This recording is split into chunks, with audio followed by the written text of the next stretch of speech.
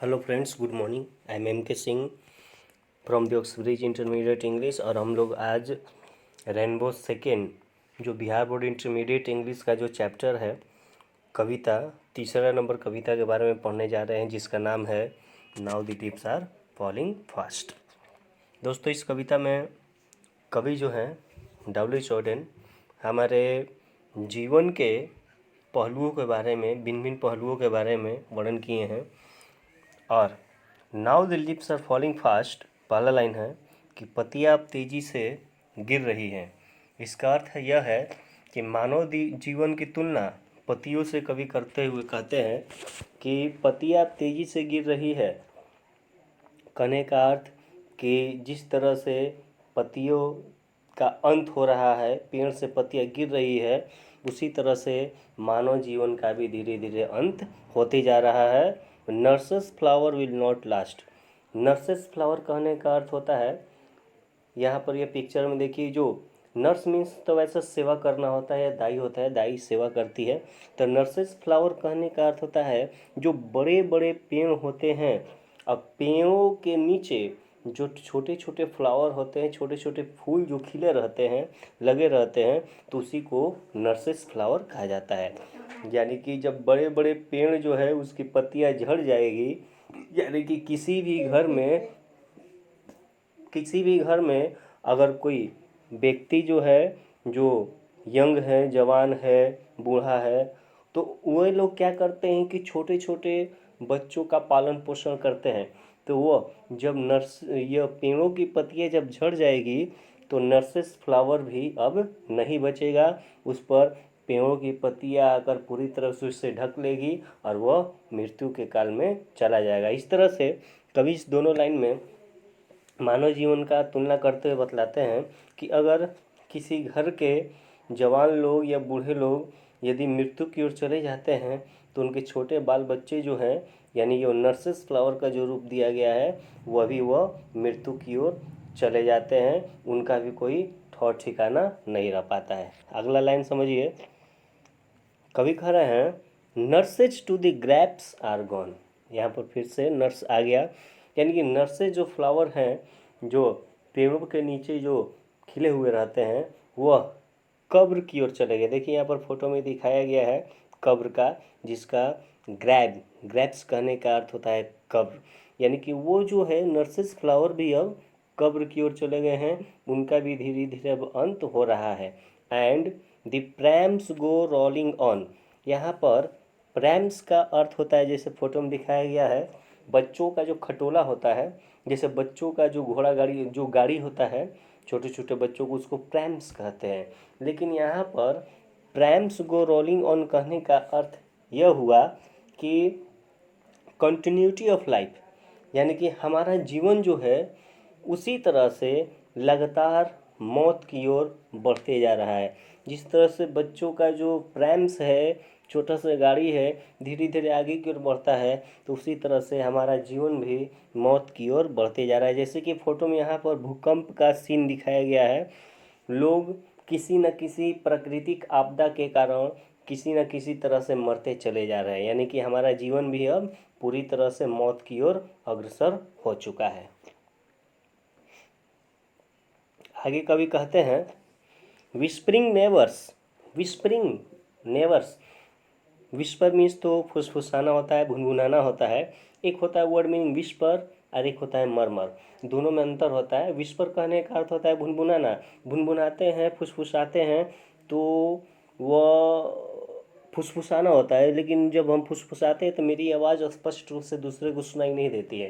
लेकिन अगर मरमरिंग करते हैं, मरमर करते हैं, तो हमारी आवाज़ दूसरे को स्पष्ट रूप से सुनाई देती है, उसको मरमर कहते हैं।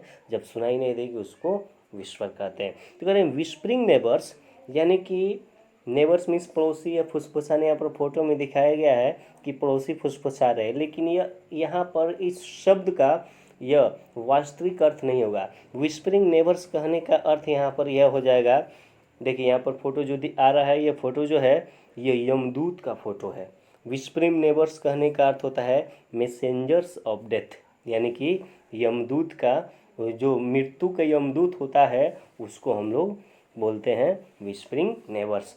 कह रहे हैं कवि कि whispering levers left and right, यानी कि मैसेंजर्स ऑफ डेथ जो है, यानी कि यमदूत जो हैं इधर उधर घूम रहे हैं, किसी के प्राण को हरने के लिए, किसी के जीवन को समाप्त करने के लिए इधर उधर घूम रहे हैं। अब प्लक अस, प्लक माने तोड़ना होता है, यहाँ पर छीनने के अर्थ में होगा, प्लक अस, और हमसे छीन लेते हैं फ्रॉम द रियल डिलाइट, हमारी वास्तविक खुशी को। डिलाइट मीन्स होता है खुशी और रियल मीन्स वास्तविक। अगर किसी के घर से अगर कोई व्यक्ति मर जाता है, यानी कि यमदूत उसका प्राण हर लेते हैं, तो उस घर में देखिएगा कि मातम सा छा जाता है, कितना भी खुशहाल दुनिया क्यों ना हो, चाहे वो बूढ़े मरते हों या जवान मरते हों या बच्चे मरते हों, उसकी वास्तविक खुशियाँ जो है कुछ पलों के लिए समाप्त हो जाती है। आगे देखते हैं। And the active hands must freeze, और हम लोगों का जो एक्टिव हैंड है, जो चलता फिरता जो सक्रिय हाथ जो है, मरने के बाद पूरी तरह से स्थिर हो जाता है, फ्रीज हो जाता है, जम सा जाता है, लोनली ऑन दी सेपरेट नीज। और हम क्या करते हैं कि लोनली मीन्स अकेला होता है, और सेपरेट मीन्स होता है वो भी अलग हो जाना, और नीज मीन्स घुटना जो होता है। लेकिन यहाँ पर वास्तविक अर्थ इसका समझिए, इसका भावार्थ लोनली, हम लोग मरने के बाद पूरी तरह से अकेले हो जाते हैं, और हम लोगों को अपने परिवार से अलग कर दिया जाता है, सेपरेट कर दिया जाता है। यानी यहाँ पर जब हम लोग मर जाते हैं, हमारा हाथ जो है फ्रीज हो जाता है, जम जाता है, एक जगह स्थिर हो जाता है, तो हमारे परिवार के लोग भी हमें लाश कहकर पुकारते हैं, डेड बॉडी कहकर पुकारते हैं। अब हम उस परिवार के सदस्य नहीं रह पाते हैं, और हमें अपने परिवार से उसको अलग कर दिया जाता है, यानी कि सेपरेट मीन्स हर किसी से अलग हो जाते हैं हम, हमारी दुनिया अलग हो जाती है। कोई भी कहता है देखो ये लाश है या डेड बॉडी है, तो यहाँ पर कभी कहने का अर्थ है कि मरने के बाद हम लोग पूरी तरह से इस समाज से अलग हो जाते हैं, हम लोगों को अकेला कर दिया जाता है।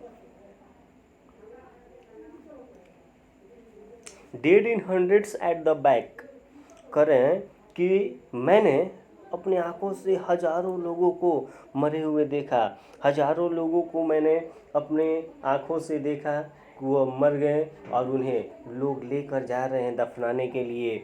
Follow wooden in our track, और उनको लकड़ी के ताबूत में बंद करके दफना दिया गया है। यानी कि हमारे इस दुनिया में मैंने देखा कि हजारों लोग मरते हैं, और उसके बाद उनको लकड़ी के ताबूत में दफना दिया जाता है। सैकड़ों लोगों के साथ ऐसा हो चुका है।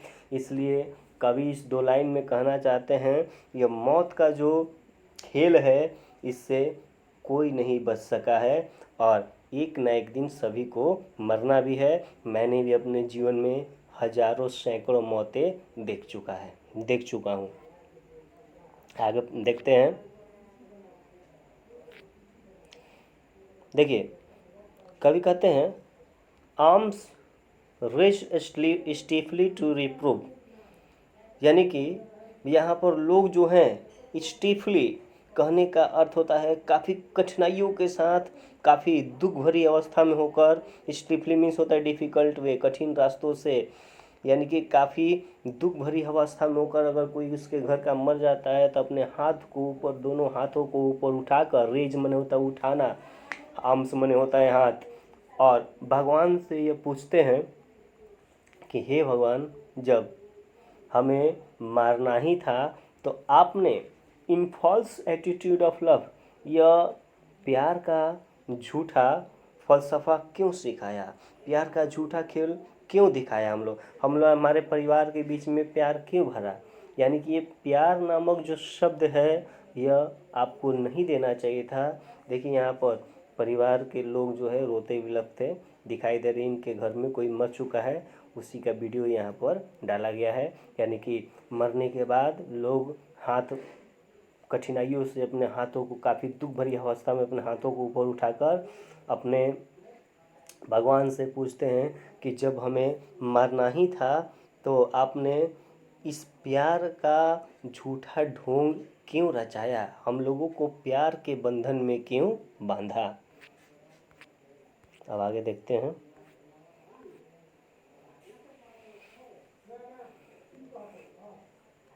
स्टार्विंग थ्रू, यहाँ पर थॉट नहीं होगा, थ्रू द लीफलेस वुड।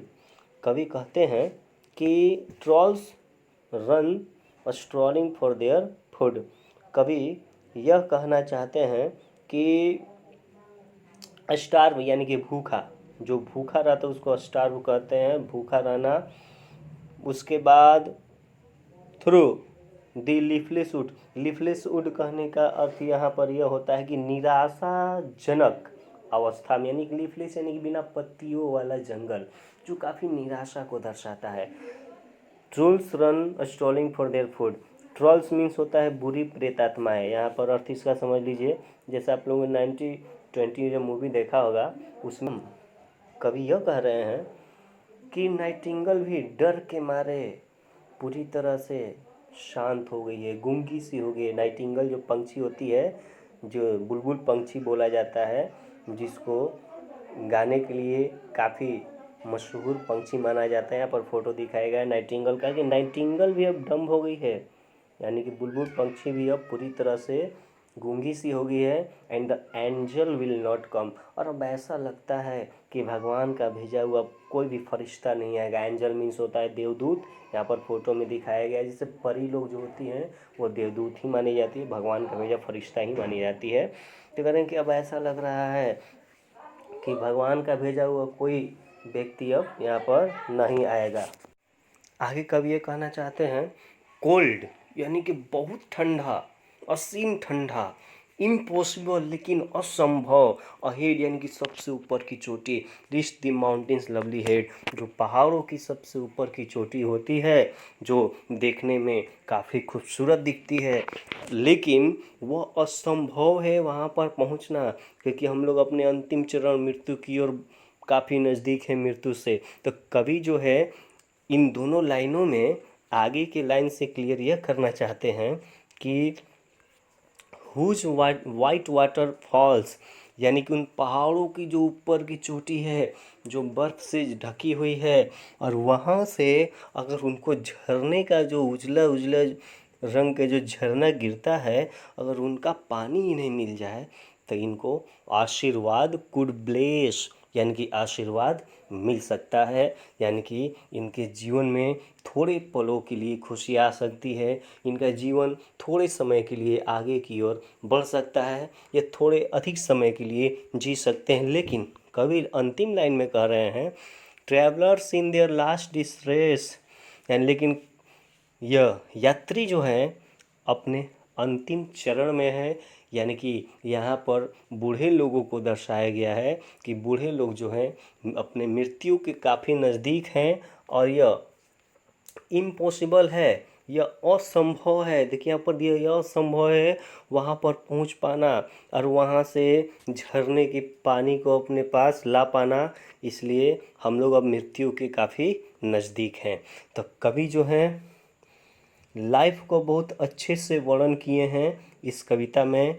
आप कितने भी खुश हैं, लेकिन यह मौत हर किसी को एक न एक दिन आनी ही है, और यह जो है हमारे जीवन का सबसे बड़ा सत्य है। तो कवि जो है हमारे जीवन को गिरते हुए पत्तियों से, पहाड़ों से, इन सभी चीज़ों से तुलना करते हुए बस अंत में यही कहना चाहते हैं कि मौत जो है हर किसी को आना है, और इसे हम लोगों को अपनाना पड़ेगा, एक्सेप्ट करना पड़ेगा, और यही हमारे जीवन का सत्य है। Thanks for watching this video.